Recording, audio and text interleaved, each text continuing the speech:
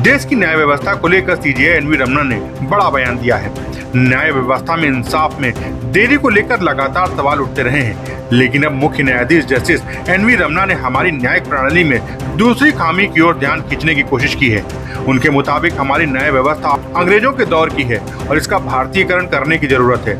आम लोगों की इसी परेशानी को समझते हुए chief justice of India justice N V Ramana ने हमारी न्याय व्यवस्था के भारतीयकरण करने पर जोर दिया।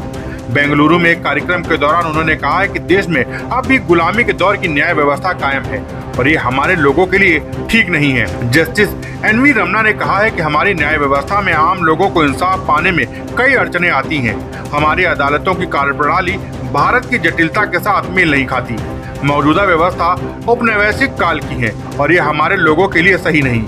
हमें हमारी न्याय व्यवस्था के भारतीयकरण करने की जरूरत है कि हम समाज की वास्तविकता को स्वीकार करें और न्याय व्यवस्था को स्थानीय जरूरतों के हिसाब से ढालें। सीजेआई रमना ने अपनी चर्चा में गांव के एक परिवार का जिक्र करते हुए कहा है कि ग्रामीण इलाकों के लोग अंग्रेजी में होने वाली कानूनी कार्रवाई को नहीं समझ पाते, ऐसे में उन्हें ज्यादा पैसे खर्च करने पड़ते हैं। उन्होंने कहा, गांव का कोई परिवार अपना झगड़ा सुलझाने के लिए कोर्ट में आता है तो वहाँ तालमेल नहीं बिठा पाता।